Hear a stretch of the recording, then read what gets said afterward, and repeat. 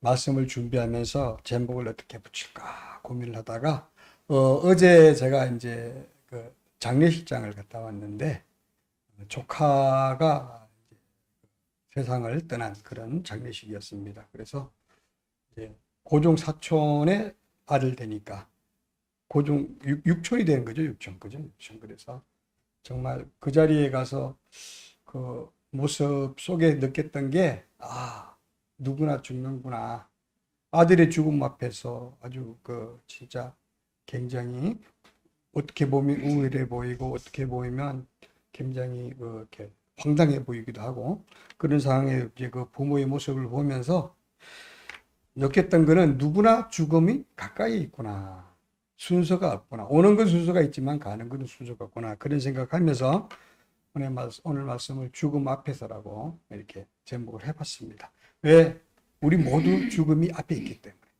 내일 갈지 오늘 갈지 아니면 급히 갈지 아무도 모르잖아요. 그래서 죽음 앞에서 이거 다 내 문제다 하는 관점에서 말씀을 준비했으니까 함께 은혜 받도록 하겠습니다. 오늘날 세상에는 아주 어린아이부터 초등학생이만 다 소유하는 것 같아요. 어린아이로부터 할아버지들까지, 할머니들까지, 아이부터 어른의 전 세대가 누구나 하나씩 가지고 있는 게 있어요. 그게 없으면 난리가 납니다. 심각해져요. 그거 잠깐 한번 잊어버리면 그냥 보통 문제가 아니에요. 근데 이거 하나만 가지면 굉장히 편안해지고 전화도 마음대로, 게임도 마음대로, 영화도 마음대로, 드라마도 마음대로, 공부도 그 속에서 해요. 쇼핑도 그 속에서 해요. 투자도, 주식 투자도, 코인 투자도 거기서 해요. 여행 예약도 거기서 하고 호텔 예약도 거기서 해요. 비행기표도 거기서 끊습니다. 기차표 예약도, 도시락 주문도, 신문도, 잡지도, 수학, 산수 계산도, 그리고 시간을 보는 시계기능. 이 모든 것을 가진 이 놀라운 기능. 마법의 지판. 어떤 겁니까? 멀티미디어 기능을 가진 스마트폰에서. 여러분들 생각해보면 놀라운 거 아닙니까? 하나님과 같은 존재예요. 우상의 존재예요. 하나님을 대체하는 존재. 실제로 하나님 모르는 사람들이 그게 하나님보다 더 높다고 생각해요. 이런 존재예요. 그게 스마트폰인데 이 스마트폰은 누가 만들었습니까? 하나님이 만들었네. 이 스마트폰을 만든 사람은 애플의 창업자 스티브 잡스예요. 근데 사실 이 스마트폰이 이때 처음 있었던 게 아니고요. 그 이전에 이런 기능을 다 했어요. 삼성 핸드폰이 그 다 했다고. 그런데 딱 한 가지가 안 됐어요. 그 역량을 발휘 못해서. 그게 뭐냐면 네트워크 지원이 안 된 거예요. 인터넷이 지원이 안 돼. 근데 바로 누구냐? 그 스티브 잡스가 인터넷을 스마트폰으로 붙여준 거예요. 완전히 세상을 바꿔버린 거예요. 거기다가 데이터베이스 이름이 되도록 하고. 인터넷 속에 스마트폰이 들어가면서 넓은 바다, 그 큰 세상을 어때요? 지배하는 존재로 바뀐 것이죠. 이 스마트폰을 만든 이 창시자 스티브 잡스가 그는 정말 우리에게 스마트한 세상을 만들어줬고 그로 인해서 모두가 어때요? 굉장히 편리한 삶을 살고 어떤 사람은 거기에 빠져서 중독이라고 하는 증세까지 경험하는 이런 세상이 된 거죠. 이런 놀라운 일을 했던 사람, 우리는 그 사람을 발명가라고 말하고 또 비즈니스 사업가라고 말하고 성공한 사업가, 아주 유능한 창조적인 그런 발명가 이렇게 말합니다. 그런데 그렇게 놀라운 사람, 대단한 사람도 안타깝게 2011년 세상을 떠났습니다. 정말 아무리 그 명성이 뛰어나고 능력을 뛰어나게 갖고 있고 부를 축적해서 세계적인 부자가 됐다 할지라도 그 몸속에 췌장암이라고 하는 게 자리 잡게 되면서 어때요? 그는 죽음을 이제 드디어 생각하고 바라보는 시점에 되게 된 거죠. 그래서 그는 죽음을 앞둔 어느 날 병실에서 이렇게 말합니다.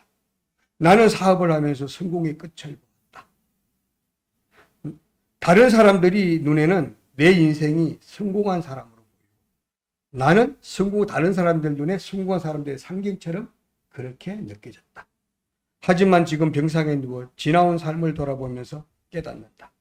그렇게 찬란했던 명성과 성공은 결국 죽음 앞에서는 희미해지고 무의미해진다는 것을 어둠 속에서 생명 연장장치의 녹색 불빛을 보면서 똑딱거리는 그 소리를 들으면서 기계음 소리를 들으면서 죽음의 손길을 하나씩 느껴가고 있다. 이제야 깨달았다.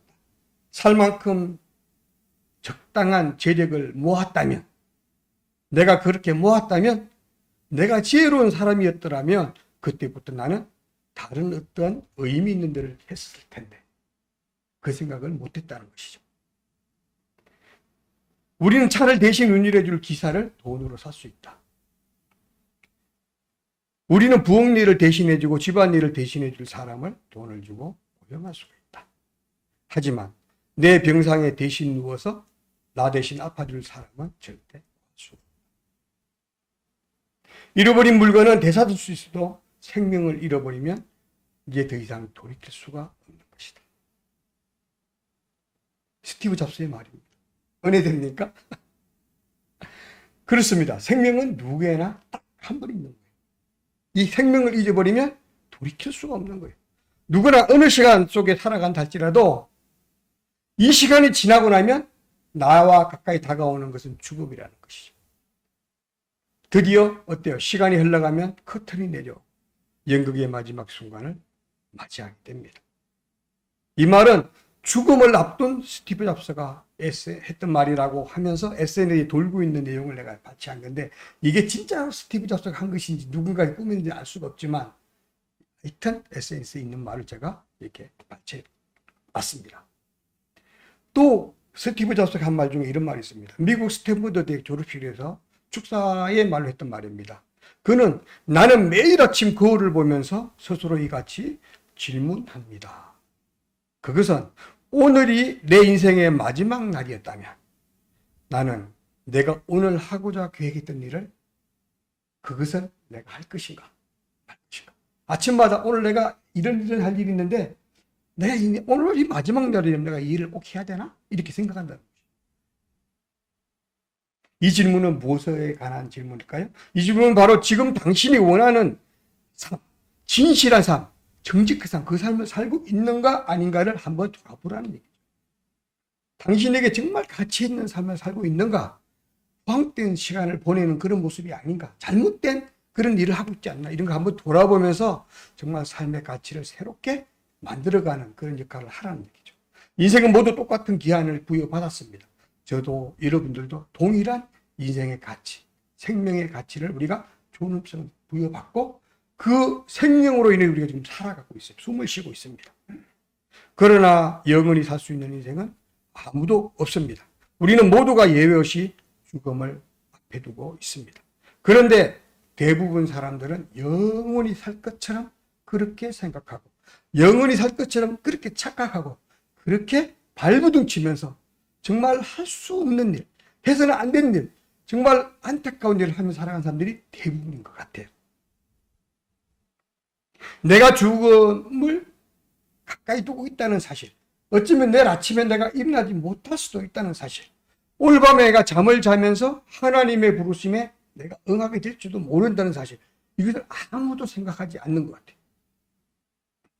내 삶에서 내가 죽음이 언제까지, 내 삶이 언제까지 이어지고 내게 죽음이 얼마나 가까이 왔는지를 깨닫게 된다면 그 사람은 어때요?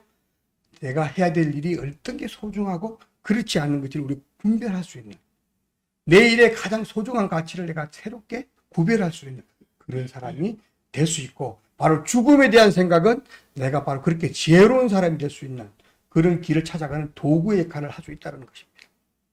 그래서 인간은 죽음 앞에서 아주 진지해지고 진솔해질 수 있다는 것입니다.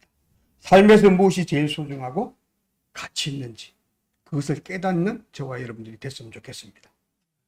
또 그 오스만 투르크의 전성기를 이끈 술탄 슐레이만이라는 그 아주 유명한 그죠 왕은 죽음 앞에서 이런 말을 남겼다고 합니다. 내가 죽거든 나를 묻을 때 내 한쪽 손을 관의 바깥으로 나오도록 그렇게 묻어라. 다들 궁금했잖아요. 그랬더니 이어서 하는 말이, 나는 전 세계의 3분의 1을 내가 지배했고 셀 수 없는 엄청난 재산과 부를 내가 공유했었고 아주 성공의 길을 갔던 대표적인 인물로 살았지만 나 같은 사람도 결국 빈손으로 간다. 결국엔 다 소용없고 빈손으로 간다. 이 사실을 모든 사람들이 알도록 내 오른손 한쪽을 관 바깥으로 내놓고 이렇게 말했다고요. 물론 그렇게 한다고 넉사는 없겠지만 그만큼 의미가 있다는 것이죠. 그렇게 그는 평생 추구했던 헛된 욕망, 헛된 어떤 삶, 그런 그 권력과 명예와 이런 것들이 부가 아무것도 아니었다는 것을 티끌맛도 가치가 없다는 것을 깨닫고 죽을 때야 깨닫고 바로 이렇게 말할 수 있었다는 것이죠. 지금이 내 삶의 마지막 순간이라면 저와 여러분의 삶 속에 지금 이 순간이 나의 마지막 순간이라면 내가 무슨 일을 할 것인가? 내가 무슨 말을 할 것인가? 내가 어떻게 살아야 될 것인가? 나에게 돈은 어떤 가치가 될까? 나에게 명예는 어떤 가치를 가져야 할 것인가? 권력과 욕망은 나에게, 죽음 앞에 둔 나에게 무슨 의미가 있는가? 한번 생각해 볼 필요가 있는 것이죠. 소중한 가족, 나와 가장 가까이 있던 친구들, 내 이웃들, 내가 바쁜 가운데 성공이라는 그 목표를 향해서 뛰어가다 보니까 내 속마음은 안 그런데 어쩔 수 없이 내가 그들 가족을 무시하고 내 이웃을 무시하고 내 자녀들을 어때요? 방관하면서 살아온 우리의 모습들이잖아요. 오늘 죽음을 생각하면서 그네들과의 관계를 새롭게 회복하는 사이가 됐으면 좋겠다. 여러분들 오늘 집에 가면 아이들 한 번 더 안아주고 사랑을 표현하고 그들에게 어때요? 나의 존재와 그의 가치를 새롭게 정립하는 그런 시간이 되어야 좋겠다. 이런 생각을 합니다. 이제 여러분들 꽉 닫힌 마음의 문을 활짝 열고 한 발짝 한 발짝 가족에게로, 이웃에게로, 친구들에게로, 주변 사람들에게로 다가가는 그런 사람으로 변화되게 되겠다.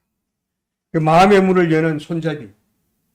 문제는 우리가 마음의 문을 활짝 열어야 되는데 마음의 문을 여는 손잡이는 정말 안타깝게도 바깥에 있지 않고 대부분의 문은 밖에 이렇게 잡게 되어 있는데 이 마음의 문의 손잡이는 내 마음 속에 있다는 거야.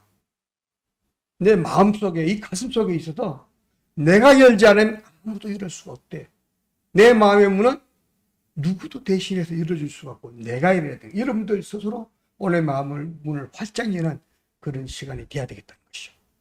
내가 열지 않으면 아무도 열어줄 수 없다. 맞습니다. 잘 생각해보면 맞아요. 그죠? 내 마음을 열지 않으면 누구도 내 마음의 문을 열어줄 수가 없다. 그게 현실이고 하나님이 그렇게 만들었다는 거예요. 그게 나의 생각과 나의 의지와 나의 가치 그만큼 소중하다는 것입니다. 이렇게 마지막 때를 준비하는 사람들은 우리를 지혜로운 사람이다 이렇게 말합니다.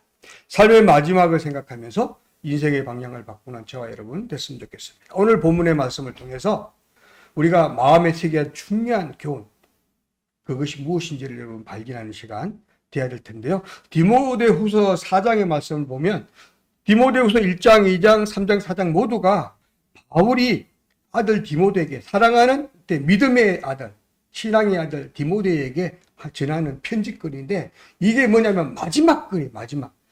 바울이 죽음을 본인이 예견하면서 이제 곧 죽겠구나. 하나님이 내 영혼을 이제는 어때요? 데리고 올라가겠구나. 내 육신의 삶은 이제 끝이 나겠구나라는 그것을 느끼기 시작하면서부터 급하게 편지글을 쓰기 시작했는데 바로 이 내용입니다. 디모데 후서입니다. 여기서 디모데에게 디모데야 넌 제발 이렇게 살아. 넌 제발 이렇게 살아. 왜? 앞으로 세상 이렇게 될 거거든. 네가 더 이상 복음을 전할 수 없는 시기가 올 텐데 그런 시기가 오기 전에 지금부터 말씀을 전해야 되는데 이렇게 전해야 돼. 그리고 그런 시기가 오고 난 이후에도 절대로 포기하지 말고 끝까지 꺾이지 말고 인내하면서 살아야 돼. 왜 그러냐? 우리의 삶의 최종 마무리에는 결국엔 죽음이 오고 우리는 하나님 앞으로 갈 수밖에 없는 존재이거든. 하나님 앞으로 갔을 때 내가 어떻게 하나님 앞에 내가 당당하게 설 수 있는가를 생각할 수 있다면 이렇게 해야 돼라는 마음으로 편지를 지금 쓰고 있는 겁니다. 바울은 자신의 죽음이 가까이였음을 정말 아주 가까이였음을 예견하고 있어요. 모든 시선을 다시 그때 바울은 나의 모든 시선을 예수님께 집중하고 살아야 된다라는 이 관점을 가지고 디모데에게 얘기하게 됩니다. 너는 다른 거 다 생각하지 말고 예수님만 생각해. 다른 생각하지 말고 하나님만 생각해. 하나님의 일만 생각하고 살아가면 하나님이 너의 삶을 책임질 거야. 너가 하나님의 일을 하면 하나님은 너의 일을 할 거야. 이렇게 말하는 거죠. 이 말씀이 저와 여러분에게 하는 말은 우리도 하나님의 일을 내가 한다면 하나님이 곧 나의 일을 한다는 것이죠. 나는 아무것도 아니지만, 난 아무것도 할 수 없지만, 난 가진 것 없고 능력 없지만 내가 하나님의 일을 최선을 다해 한다면 하나님 또한 나를 위하여 최선의 일을 하신다는 거죠. 하나님이 나를 위해서 하는 그 일과 내 스스로 하는 일과의 차이는 뭘까요? 엄청 다르겠죠. 내가 할 수 있는 것은 하다 보면 항상 벽을 느끼게 되고 항상 절벽을 느끼게 됩니다. 한계를 느끼게 되죠. 그러나 하나님이 나와 함께 하시게 되면 그 일은 결코 어때요? 무한한 가능성 속에 어떤 일이든 할 수 있다는 것이죠. 디모데후서 4장 2절을 보겠습니다. 너는 마음을 전파하라.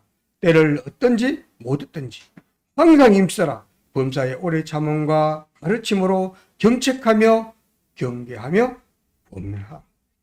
바울이 디모데에게 부탁하는 말씀의 첫 번째가 말씀을 전파라는 거예요. 여기서 말하는 말씀은 뭡니까? 하나님의 말씀. 하나님이 우리를 통하여 이룩하고자 하는 구속의 사역. 예수 그리스도에 관한 이야기. 이것이 바로 말씀이잖아요. 이 복음이거든. 이것을 전하라는 거예요. 누구한테 전해라? 하나님을 알지 못하는 세상 많은 사람들에게 예수 그리스도가 우리를 위하여 오셨고 우리를 위하여 십자가에 돌아가셨고 우리를 통해서 어때요? 이루고자 하는 하나님의 역사를 예수 그리스도가 가능하게 만들었다는 거예요. 그래서 우리는 그 예수 그리스도의 사역을 믿으면 그 예수님의 이름을 믿으면 그 이름을 우리가 의지하고 살아가면 하나님이 우리와 함께 하겠다는 약속. 이 말씀이 바로 복음이에요. 복음은 다른 게 아니라 예수의 사역을 세상에 알리는 거예요. 나를 사랑하신 하나님의 그 사랑을 세상에 알리는 거예요. 그게 바로 복음을 전하는 거예요. 이것을 하라는 거예요. 때를 어떤지 못 어떤지 항상 힘써서 말씀을 전하라. 이 말은 뭡니까? 어떤 상황 가운데서도 말씀을 전하라는 거예요. 긍정적인 가운데서도 말씀을 전하고 부정적인 가운데서도 말씀을 전하고 어제와 같은 그런 장례식상에서도 말씀을 전하고 어떤 상황에서든지 복음을 전하되 그렇게 하면 내가 너와 함께 하겠다는 거죠. 사실 어떤 종교도 우리 기독교 같은 이런 신앙 갖고 있는 데는 없습니다. 여러분 다 아시겠지만 불교 같은 경우는요. 그분들이 선하게 살 수밖에 없어. 선하게 살자면 바로 어때요? 자신의 거룩함에서 떨어져 나가니까 중생할 수 없다는 거예요. 그러니까 그 사람들은 엄청 불교 신자들 이런 신자들은 재산을 아끼지 않고 내놓지 않아요. 그림들한테. 정말 그래요. 왜 그러냐면 그 방법밖에 없기 때문에. 근데 우리는 어때요? 그거와 아무 관계 없어요. 아무 관계. 우리가 구원받는 그거와 아무 관계 없어요. 믿으면 된다는 누구를? 예수 그리스도를 믿으면 된다는 너무 심플한 거야. 그래서 대적 기독교인들 중에서 좀 사고 친 사람들이 가끔씩 나타나요. 회개하면 되니까라고 생각한 것 때문에. 이렇게 놀라운 사실은 어떤 종교도 스스로 자신을 성화시켜서 하나님의 나라로 갈 수 있는 그 역할은 없다는 거예요. 왜? 우리는 부족해서 아무리 잘해도 계속 사고치고 실수하고 실패하게 돼 있어요. 그게 사람이야. 그런데 하나님은 예수 그리스도를 대신 제물로 바쳐서 우리의 죄를 회복해 주셨기 때문에 그로 인해서 우리가 구원받는 거예요. 하나님의 은혜로 구원받는 거. 예수님의 보혈의 그 역사로 우리가 구원받는 것이지 나의 행위와 나의 칭찬을 받을 그런 직과 나의 어떤 그 구제하는 모습 이것 때문에 구원받는 게 절대 아니라는 것이죠. 이게 바로 차이점입니다. 그래서 오늘 우리가 전해야 될 말씀은 바로 이 사실을 전하는 거예요. 우리가 전해야 할 말씀은 하나님의 거룩하신 이 말씀, 예수 그리스도의 십자가 보혈, 이 사건을 세상에 알리는 겁니다. 이 모습 가운데 인내와 끈기를 가지고 예수 그리스도를 전하라는 바울의 부탁이 디모데를 향하여 이렇게 쓰여지고 있습니다. 디모데후서 4장 3절에서 4절을 보도록 하겠습니다. 때가 이르리니 사람이 바른 교훈을 받지 아니하며 귀가 가려워서 자기의 사육을 따를 서성을 많이 두고 또 귀를 진리에서 돌이켜 허탄한 이야기를 따르리라. 그때가 되면 언제입니까? 그때가 되면 세상이 말씀을 듣지 않는 때. 세상 사람들이 교회를 핍박하고 교회를 어때요? 저주하고 교회를 욕하고 교회를 어때요? 공격하는 때. 하나님의 말씀을 믿지 않는 때. 대략 세상 사람들이 자기의 살인 사욕과 욕망을 채우기 위해서 그쪽을 향해서 갈 때. 여러분 이때는 지금 생각해보시면 오늘을 할 때와 비슷하지 않습니까? 교회가 가는 것고 뭐 욕먹고 있고 언론들에 나오는 거 전부 교회 목사님 욕하고 있고 교회 욕하고 있고 지금 그러잖아요. 아무도 교회를 안 믿어요. 오늘날은 성도들이 교회를 떠나가고 있잖아요. 이런 때. 바로 여기서 말하는 때가 오늘날 때라고 저는 생각해요. 그래서 이런 때, 이 시대를 닮았다. 그때 바울이 그렇게 기록하면서 앞으로 이런 때가 올 때가 있으니까 그때를 위해서 지금 발벗고 나서 말씀을 전해라 라고 말하는 거예요. 그러면서 그때가 되고 나면 그때는 어떻게? 끝까지 인내하고 참으라는 거예요. 그러면 끝까지 인내하고 참으면서 계속적으로 가르치고 견책하고 그들에게 새롭게 어때요? 말씀을 가르치고 알게 하고 그들의 행동을 올바르게 살도록 이끌고 이렇게 작업하라는 거죠. 누구에가? 우리 성도들이 하는 성도들이 해야 돼. 우리가 해야 될 일이에요.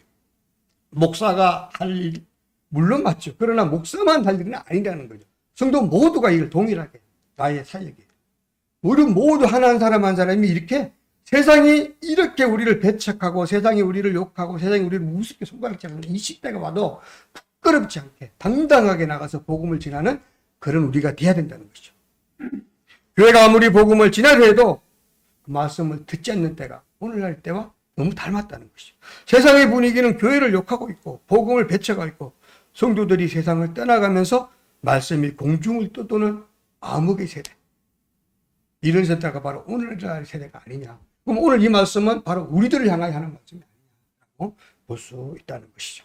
오늘날 세상은 정말 자유를 추구하는 그런 민주진영. 우리나라의 상황을 보면 민주진영과 자유민주진영과 세상을 평등하게 만들어서 유토피아를 만들겠다. 정말 천국 같은 세상을 만들겠다라고 주장하는 사회주의 공산진영. 여러분들 사회주의 공산진영의 목표, 그들의 목표치는 정말 아름다워요. 모든 세상을 공평하고 평등하게 만들어서 모두가 동일하게 잘 살되 이런 세상이 되면 드디어 유토피아가 완성된다는 게 이 사람들의 착각이에요. 이 사람들이 그럼 이걸 어떻게 하면 가능하냐? 한 방법밖에 없다는 거야. 이것을 가능하게 하는 방법 딱 한 가지 방법인데 폭력과 전쟁과 무력이에요. 이걸 통해서 돈을 가진 자들, 부자들, 기득권자들 다 없애고 그네들의 것을 뺏어서 나눠 갖는다. 근데 이렇게 하는데 가장 방해 요소가 있는데 그게 뭐냐? 교회, 사회주의, 공산주의 체제를 가진 사람들이 가장 무섭게 생각, 두려워하는 것이 교회이기 때문에 하나님을 믿는 사람들이 가장 무섭고 이 사람들은 하나님만 보고 가기 때문에 어떤 것도 두렵지 않잖아요. 죽음마저 두렵지 않은 게 우리들 아닙니까? 그러니까 이 사람들은 교회를 두려워하고 교회를 핍박하며 교회가 하는 예배를 파하기를 노력하고 있죠. 코로나가 사실 정말 세상을 많이 hum난하게 했지만 코로나 때문에 우리가 교회를 예배를 못 드렸다는 것은 정말 우리가 부끄러운 일이에요. 어떤 것도 예배를 패해서는 안 된다는 게 우리 기본이에요. 하나님의 마음이에요. 왜 그러냐면 그렇게 교회의 예배를 파하려고 공격하는 첫 번째 마귀의 전략이 바로 그런 거기 때문에 앞으로 이런 게 계속 있을 거예요. 여러분. 놀라운 아이디어가 계속 나올 거예요. 교회의 예배를 피하기 위해서. 이것이 그냥 이루어진 게 아니라는 거죠. 조그마한 바이비스의 역할이 아니라 이게 바로 못된 사탄 마귀의 역사였다는 거예요. 여기에 우리는 지고 있었다. 회복해야 됩니다. 빨리 회복해야 돼요. 우리가 회복해서 어떤 것도 우리의 예배를 하지 못하도록 우리가 굳건히 나가야 된다는 것이죠. 어쨌든 이러한 이데올로기가 충돌하고 있는 우리 한가운데에 우리 대한민국이 있죠. 우리나라는 남과 북이 나눠져서 그래서 사회주의 공산체제와 우리 자유민주주의가 지금 부딪혀서 충돌하고 있는 이런 게 우리 현실입니다. 그죠? 우리 대한민국은 남과 북으로 이렇게 갈라져서 북쪽은 사회주의 공산체제를 통해서 우리를 어때요? 통일하기 위해서 폭력을 써야 되고 그래서 엄청난 사상 무기를 지금 개발하고 있고 완성했잖아요. 핵무기가 완성됐잖아요. 그래서 이것 가지고 우리를 계속적으로 어때요? 남쪽은 자유민주주의를 지키기 위해서 온갖 노력을 다 하고 있지만 우리 남쪽 내부식도 좌와우가 또 어떻게 갈라지고 있지 않습니까? 좌우가 갈라지고 호남과 영남이 갈라지고 보수와 진보가 갈라지고 이외에도 또 수많은 자기 이슈 이데올로기로 갈라지고 있어요. 이런 상황이 우리 지금 현실입니다. 이런 환경 속에서 우리 교회는 과연 어떤 입장에 서서 어느 쪽을 향하여 무엇을 바라고 가야 될 것인가? 오늘 이게 굉장히 중요하다는 것입니다.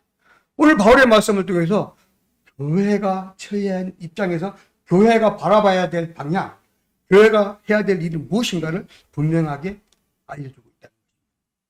교회의 역할, 소중한 역할은 역사를 운행하시는 하나님이 우리 대한민국과 함께 하시면, 우리 가정과 함께 하시면, 각 사람들과 함께 하시면 우리의 어때요? 우리의 계획과 우리의 앞으로 살아갈 우리 삶과 미래는 하나님이 대신해 줄 수 있는데, 우리가 하나님의 말씀을 무시하고 하나님의 말씀을 불순종하고 하나님을 우리가 어때요? 떠나가면 하나님 또한 우리를 어때요? 함께 하지 못한다는 거예요. 할 수 없다는 것이죠. 우리가 당연히 하나님을 바라보고 가는 게 핵심인데, 성도가 하나님을 마음의 중심으로 모시는 게 핵심인데, 이것도 우리가 자꾸 헷갈리는 게, 내가 알지 못하는 중에 우리 삶을 잘 생각해 보면 자꾸만 세상으로 빠져가고 있는 내 자신을 바라볼 수 있다. 나도 모르게 이것 정도는 하나님이 이해하실 거야. 요것까지는 괜찮을 거야. 요것까지, 요게 이제 확대되면서, 반복되면서 나도 모르게 차츰 가랑비에 못 젖듯이 젖어들어가고 있는 게 우리 현실이라는 것이죠. 그래서 우리가 예수 그리스도만 바라보며 그분께 우리 앞날을 맡기는 것, 그분께서 우리를 도우시고 우리와 동행하시고 최후의 승리를 주시는 그런 그 하나님의 역사를 우리가 믿고 따르기만 하면 우리가 그 자리에 갈 수 있는데 그걸 못하고 있다는 것이죠.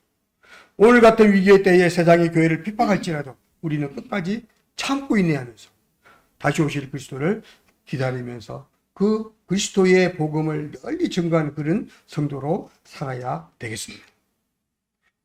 디모데후서 4장 5절을 보면 위기의 때가 오면 그렇게 되는데 그때가 오기 전에 너희들은 복음을 전하라. 어떤 때냐? 모든 일에 신중하며 고난을 참으며 그러면서 끝까지 복음을 증거하는 입장에서, 이게 바로 그래서 모든 일에 신중하며 고난받으며 전도자 일을 하며 내 직무를 다하여라 라고 이렇게 말하고 있다. 이게 그냥 스쳐 지나가면 아무 얘기로 와닿지 않지만 잘 생각해 보세요. 말씀을 지나는 것 이외에는 아무것도 요구하지 않았어. 어떻게 보면 이게 제일 중요하다는 거야. 교회 와서 기도하는 것, 예배 드리는 것도 중요하지만 이거보다 더 중요한 건 뭡니까? 복음을 전하는 거예요. 이게 명령이에요. 복음을 전하는 사람의 마음속에는 복음에 대한 확신이 없으면 전할 수 없다는 거예요. 하나님의 존재가 나와 어떤 관계인지를 확실하게 갖지 않은 사람은 복음을 전할 수 없어요. 하나님이 나를 선택하셨고 나는 구원받은 백성이라는 사실을 확실하게 믿지 않는 사람은 복음을 전할 수 없다는 거예요. 우리가 예수님을 믿기만 하면 나는 구원받을 수 있고 나는 예수님을 믿기 때문에 현재 구원받았다라고 확신을 갖지 않은 사람, 이런 확신을 갖지 못한 사람은 복음을 전할 수 없다는 것이죠. 어떻게 전해요? 확신이 없는데 자신도 못 믿는 걸 어떻게 전합니까? 내가 먼저 그런 확신 속에 있을 때 복음을 전할 수 있다는 것이고, 이것 외에는 하나님이 간절하게 요구하는 게 없다라는 거죠. 제일 중요한 거예요. 복음을 증거해라. 복음을 증거해라. 모든 사람들에게 그 영혼을 어때요? 하나님께로 인도하는 그 일을 하라는 거죠. 복음을 전하는 걸로 끝이 아니라 그 의미는 중요한 건 뭐냐면 하나님을 알지 못하는 해당 많은 사람들에게 영혼들 다 죽음으로 가는 그 영혼들을 건져내라는 거예요. 이 얼마나 큰 일입니까? 그냥 전도하면 전도로 끝인데 전하는 것이 아니라 그 전도의 의미는 그네들의 하나님을 알지 못하는 그 불쌍한 영혼들을 하나님께로 인도해서 나와 같은 자리에 오도록 하는 거예요. 그래서 천국의 백성으로 만드는 거야. 함께 천국 가는 길을 인도하고 열어가는 거예요. 이게 바로 전도예요. 그럼 이걸 안 할 수가 없다는 거죠. 나의 가장 소중한 이웃들, 내가 정말 아끼는 친구들, 나의 사랑하는 자녀들, 그네들이 하나님을 알지 못하면 어떻게 내가 살 수가 있어요? 나 혼자 천국 가서 어떻게 살겠어요?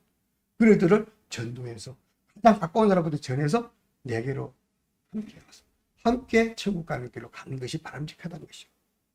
그러면서 바울은 자신의 이야기를 이렇게 고백하고 있습니다. 4장 6절을 보면 전제와 같이 내가 벌써 부어지고 나의 떠날 시각이 가까웠다. 전제와 같이 내가 벌써 부어졌다는 얘기는 내가 제사상의 제물처럼 벌써 어때요? 어린 양을 죽여서 제사를 드렸잖아요. 내가 배가 갈라지고 죽음 위치에 있다는 거죠. 그래서 전제와 같이 내가 벌써 부어지고 나의 떠날 시각이 가까웠다. 나의 떠날 시각 같다. 나의 죽음이 가까이 왔다. 확실하게 느끼고 있는 거예요. 바울은 내가 지금 분위기상 이 병정들이 움직이고 뭐 하는 그 소문 등등해서 이제 내가 더 이상 갈 수가 없다. 이제 끝이구나. 느낀 거야. 그리고 그때 편지를 썼던 것이요.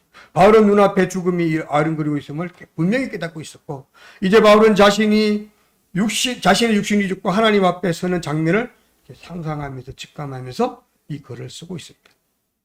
바울의 삶의 마지막 시간이 다가왔음을 알고 이제 떠날 시간이 가까이 있음을 생각하면서, 성경에서 말하는 시간의 표현, 여기서 말하는 시간 표현은 어떤 표현이냐면 하나님과 우리의 관계를 표현하는 시간이에요. 여기서 말하는 시간은 그냥 우리가 아는 그냥 시간이 아니라 하나님과 나와의 관계 속에 있는 시간을 의미하는. 그래서 시간이 다 됐다, 가까이 왔다, 이 얘기는 하나님의 시간이 가까이 왔다는 거예요. 그래서 하나님과 나의 관계가 천국에서 함께할 시간이 왔다. 세상의 삶이 끝나갈 때가 됐구나.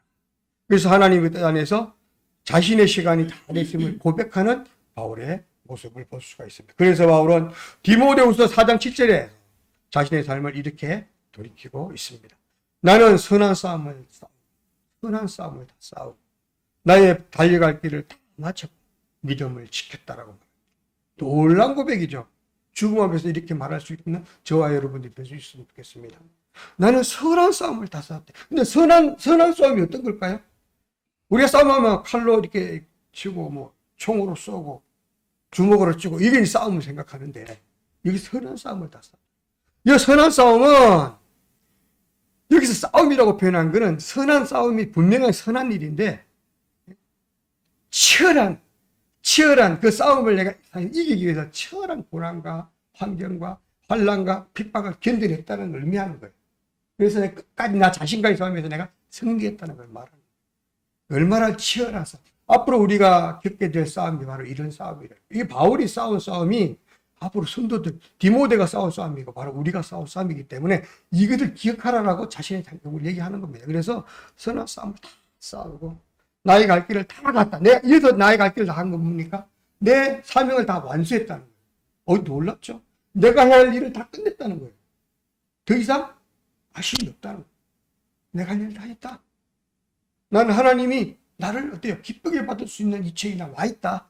그래서 나는 하나님이 나에게 지시했던 복음 전파의 명령을 다 지켰다. 그러므로 어때요? 나는 하나님의 나라에 이제 백성이 되어 있다라는 걸 고백하는 거예요. 그러면서 그는 선한 싸움을 다 쌓았다고 말하고, 죽음 앞에서 과연 이렇게 고백할 수 있는 사람, 여러분들 누가 있을까요? 우리는 죽음 앞에 있을 때 내가 달려갈 길을 다 마쳤다고 고백할 수 있습니까? 대답 안 해도 좋으니까 속으로 한번 생각해 보세요. 한번 가슴에 살짝 손을 얹고, 내가 오늘 저녁에 하나님이 내 생명을 걷어가신다. 그걸 내가 분명히 사실이고 알고 있다면, 알아야지. 근데 현실은 오니까 과연 내가 후회할 일이 얼마나 될까? 자식에게 할 말도 많을 거고, 남편에게, 아내에게 할 말도 많을 거고, 그죠? 내가 지금까지 열심히 모았던 재산도 분배도 좀 해야 되고, 내가 하다 못한 어떤 일들도 맡게 되고, 그죠? 유언의 말도 좀 해야 되고, 정리도 좀 하고, 이렇게 할 거 아닙니까? 만약 내 삶이 오늘이 마지막이라면, 우리가 바울처럼 하나님이 내게 맡겨준 그 사명을 다 완수했다라고 이렇게 말할 수 있을까? 여러분, 우리 그런 사람이 돼야 되지 않겠어요? 하나님 앞에 딱 가셔서, 하나님, 저는요, 제가 100%는 못했지만 하나님이 저한테 시키기 내가 하려고 최선을 다했어요. 내가 할 수 있는 건 다 했어요. 이렇게 말해야 되지 않겠어요? 물론 하나님 보시기에는 좀 부족하겠죠. 마음에 안 들겠지만 저는 제가 최선을 다했습니다. 당당하게 그렇게 할 수 있어야 되는 거 아니겠어요? 사랑하는 가족의 죽음 앞에서 갑작스런 지인의 그 죽음 앞에서 내가 경험했다는 말씀을 드렸잖아요. 그죠? 정말 죽음은 내가 현실적으로 느끼기 쉽지 않더라고요. 그런데 어제 장례식장에서 그 모습을 보면서 보는 거예요. 여러분들도 좀 그런 생각을 한번 해보세요. 내 친한 친구가 죽었을 때 아마 다 한두 사람이 있을 거예요. 내 친척 중에, 이웃 중에 정말 아까운 사람, 그 사람은 아직 죽을 때가 아닌데 죽었어. 요즘 이제 유명 연예인들이나 이런 사람들 중에 그런 사람 많죠? 스스로 목숨을 끊고 해서 정말 저렇게 미인인데, 저렇게 노래도 잘 부르는데, 저렇게 부자인데 왜 죽었을까? 나 같으면 죽을 이유가 없는데 왜 죽었을까? 그런 사람도 죽으면 어때요? 안타깝잖아요. 그런 입장에서 여러분들 우리가 죽음을 한번 생각해 보면 그 죽음이 아주 가까이 충분히 쉽게 이해가 되고 다가올 수 있을 거라 생각합니다. 저와 여러분들의 생명을 오늘 저녁 만약에 정말 만약에 우리가 깊이 잠든 사이에 꿈도 꿀 사이 없이 하나님께서 목숨을 걷어갔다 생각해 봅시다. 그래서 나도 모르게 주님 앞에 섰어요. 주님 앞에 당당히 섰는데 너무 부끄러운 거야. 아유, 한 것도 없어. 내가 한 명도 전도를 못했네. 내가 돈 몇 푼 내가 벌겠다고 사기치고 막 속이고 정말 부끄러운 거야. 근데 내 스스로 난 다 알잖아요. 내 가까운 남편도 모르고 아내도 모르고 아이들도 모르고 다 모르지만 나는 알아. 내가 한 짓은. 다 알잖아요. 이상하게 그거는 아니죠. 내가 못된 짓 한 거 다 기억나잖아. 그 하늘 앞에 가면 더 또렷하게 생각 안 나겠어요? 하나님 앞에 정말 또렷하게 생각나죠. 그 생각밖에 내가 생각하기 전에 하나님이 보여줄지 아마 영화처럼 보여요. 내가 한 짓은 훨씬 깊이 있게 느껴지겠죠. 얼마나 부끄러울까. 우리가 그런 부끄러운 소리는 서지 않아야 된다. 하나님, 저는요 정말 이렇게 복음을 많이 전했어요. 하나님, 저는 이렇게 정말 많은 사람들에게 구제하고 이런 좋은 일도 많이 했어요. 하나님, 저는 하나님 정말 믿었고요. 하나님의 은혜 가운데 살아왔어요. 예배도 빠진 적 없지만 더 중요한 것은 하나님을 나의 주인으로 섬기며 살아왔어요. 라고 고백해야 된다. 그럴 수 있어야 되는데 그게 못하면 얼마나 안타까울까. 왜 그러냐면 솔직히 저도 여러분들도 이 생명을 얼마나 더 살 수 있을지를 아무도 모르잖아요. 제가 오늘 여기서 설교하고 있지만 내일 제가 눈을 뜰지 안 뜰지 저는 모릅니다. 오직 누가 할까요? 하나님만 아십니다. 우리 바울의 편지를 통해 우리가 깨닫는 것은 우리 삶의 방향이 어떠해야 하는지를 분명히 깨닫게 됩니다. 우리 삶의 방향이 내가 보는 시선, 내가 바라보는 욕망, 내가 바라보는 목표, 그것이 아니라 하나님을 바라보는 그 시각에서 모든 것, 하나님이 원하는 게 무엇인가를 생각하고 그 속에서 바라보는 거죠. 이것이 필요한 방향이 중요합니다. 바울은 사도행전 20장 2절에서 이렇게 고백하고 있습니다. 내가 달려갈 길과 주 예수께 받은 사명, 곧 하나님의 은혜의 복음을 증언하는 일을 마치려 하면은 나의 생명조차 조금도 귀한 것으로 여기지 아니했다고. 이 어떻습니까? 내가 복음을 전하기 위해서 내 목숨도 내놓고 있다는 거예요. 죽기 직전에 그런 40대의 매를 맞는 이런 일도 당했고 엄청난 돌멩이를 쳐서 따오면 자기가 쓰러지고 죽음을 경험하는 그런 일도 있었고 감옥에 갇히는 일도 있었고 그렇잖아요. 그런 가운데서도 절대 포기하지 않았다는 거죠. 왜? 하나님 분들을 확실하게 믿기 때문에 하나님이 나와 어떤 관계인지를 분명하게 믿는 사람은 그렇게 할 수 있다는 거예요. 이건 내가 의지로 되는 게 아니라 내가 하고 싶다고 되는 것이 아니라 하나님과의 관계가 나와의 관계가 형성이 되면 그 순간 이게 가능해진다는 거죠. 왜? 사실이니까. 하나님 존재가 현실이니까. 하나님이 나를 사랑하고 있음을 확실하게 알게 되니까. 그냥 생각하는 게 아니라 그걸 분명하게 내가 어때요? 발견하고 깨닫게 되고 인정하게 되니까 안 할 수가 없다는 거죠. 하나님을 분명하게 믿는 사람이 어떻게 하나님의 존재를 부인하고 거부할 수 있나요? 있는 걸 아는데. 우리 집에 금송아지 있는데 다른 사람들은 안 믿잖아요. 그럼 나는 알잖아, 있으면. 확실하게 나는 알잖아. 알면 할 수밖에 없는 거예요. 그런 상황이에요. 바울에게 주어진 사명은 하나님의 은혜의 복음을 증언하는 일이었고 이것을 위해서 바울은 목숨까지도 아끼지 않았다는 것입니다. 또한 이 복음을 증언하는 일이 우리 인생의 유일한 사명이어야 된다. 우리의 나이가 많고 적은 것 상관없이 내가 건강이 있고 없고 상관없이 내가 부자로 살든 가난한 거지처럼 살든 아무런 상관없이 바울처럼 복음을 전하는 그런 사명을 감당하고 살아야 되는 게 우리의 사명이라. 저의 사명이고 우리 각자의 사명이에요. 이게 하나님 우리에게 주신 사명의 명령이에요. 이것을 잊어버리면 절대 안 됩니다. 우리 어떤 자리에 있든지 어떤 상황에 있든지 복음을 전하며 살아가는 저와 여러분들이 되어야 되겠습니다. 저는 목사로서 복음을 전하게 되고요. 성도들은 성도로서 가정의 가장으로서 또 어때요? 가정의 엄마로서 그리고 친구들의 내가 친한 버스로서 복음을 전하는 사람, 복음을 당당하게 그들에게 심어주는, 그냥 한번 전한 걸 끝이 아니고 계속적으로 전해서 계속적으로 어때요? 그들에게 권고하고 건면하고 하면서 말씀이 그들에게 아직 이기에 딱지가 받도록 만들어야 돼요.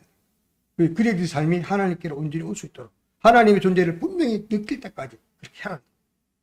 이러한 바울의 고백이 저와 여러분들이 삶 가운데 있기를 간절히 바랍니다. 바울은 스스로 믿음을 지켰다고 떳떳하고 당당하게 선포하는 것처럼 우리도 그 또한 우리도 주님 앞에 나가서 당당하게 선포하면서 주님, 제가 주님의 말씀만 지키고 살아나이다 고백하는 저와 여러분들이 되어야 될 것 같습니다. 이렇게 주어진 사명을 다 감당했던 바울은 4장 8절에 이렇게 말하고 있습니다. 이제 후로는 나를 위하여 의의 멸류관이 예비되었으므로 주 곧 의로우신 재판장이 그날에 내게 주실 것이며 내게만 아니라 주의 나타나심을 사모하는 모든 자에게도 주실 것이다. 바울 자신도 하나님의 나라를 주시겠지만 누구도 내게만 아니라 바울뿐만 아니라 주의 나타나심을 믿고 사모하는 모든 사람에게 주신다고 약속하셨어요. 그러니까 우리가 말씀을 전도하면 그 사람도 동일하게 하나님의 나라를 받을 수 있다는 거예요. 바로 이 말씀이 가장 중요한 핵심 에너지가 될 수 있는 거는 누구든지 저 악한 사람도 하나님 믿으면 하나님의 자녀가 될 수 있구나. 저 못된 인간 내가 지금 말씀 전하고 싶지 않지만 개인적인 감정으로는 그래도 저 사람에게 복음이 들어가면 저 사람도 하나님의 자녀가 될 수 있구나. 그 사람이 변할 수 있구나. 바로 여기 말씀 핵심이에요. 바울을 열심히 바울뿐만 아니라 모든 사람도 누구든지 하나님을 영접하고 예수님을 나의 구주로 모시고 인정하고 믿으면 동일한 복을 받을 수 있다는 것이죠. 믿는 자에게 가장 영광스러운 것은 의의 멸류관입니다. 바울은 자기의 모든 사역을 완수했기 때문에 이제 하나님께서 약속하신 의의 멸류관을 자신은 분명하게 확증되었다라고 말하고 있는 것입니다. 우리도 의의 멸류관을 받을 그날을 고대하고 바울처럼 당당한 저와 여러분들의 삶을 살았으면 좋겠습니다. 이제 오늘 말씀을 마무리하면서 우리가 지켜야 할 두 가지만 말씀을 간단하게 전하고 마치도록 하겠습니다. 첫 번째 기억할 것은 속도가 아니라 방향이라는 거예요. 우리가 빨리 뭘 만들어내고 금방 막 큰 일을 이게 아니라는 거죠. 그것도 중요하지만 더 중요한 거는 방향이 정확하게 하나님과 나의 관계가 회복돼야 돼요. 우리의 시선이 하나님을 바라봤을 때 그때 우리가 할 일이 나타나고 우리의 역할이 존재가 형성된다는 것이죠. 이것이 잘못되면 전혀 어떤 일을 해도 내가 어떤 훌륭한 일을 하고 어떤 착한 일을 하고 선한 일을 해도 그것이 중요하지 않다. 그건 아무 의미가 없다는 것입니다. 성도가 사명을 감당할 때 달리기 시합처럼 순위를 매기는 것이 아니라는 것이죠. 달리기는 1등, 2등, 3등, 1등 아니면 아무 쓸모가 없잖아요. 그런 하나님의 나라를 가는데 그게 아니라 처음부터 끝까지 모두 소중한데 순서가 중요한 게 아니라 끝까지 옳은 방향으로 갔는가 곁길로 빠졌는가가 더 중요하다. 그래서 여러분들 바로 방향, 속도보다는 방향이 중요하다. 여러분 반드시 기억했으면 좋겠습니다. 두 번째 기억할 것은 힘들어도 뚜벅뚜벅 인내하면서 끝까지 가는 중간에 포기하지 않는 것. 바울은 능력이 많아서 체력이 강해서 신앙심이 투철해서 열정이 남달라서 그래서 끝까지 갔고 성공했던 그런 게 아니라는 것이죠. 바울이 살아온 길은 얼마나 험난했던지 그 도전이 말도 못합니다. 바울이 험난한 광야길에서 사명의 길을 왔을 때 그 비결은 다시 오실 예수 그리스도만 바라보았기 때문에 가능했다는 거예요. 선한 싸움을 끝까지 싸울 수 있었던 그 힘은 오직 나를 위해 십자가 지신 예수님이 다시 오신다는 거죠. 다시 와서 우리를 하나님 나라의 백성으로 삼으시고 우리를 어때요? 하나님 나라의 구원받은 백성으로 함께 인도해 주고 간다는 걸 믿기 때문에 그걸 분명히 믿기 때문에 그것만 바라보고 갈 수 있었다면 우리가 어때요? 그런 승리한 길을 갈 수 있다는 것이죠.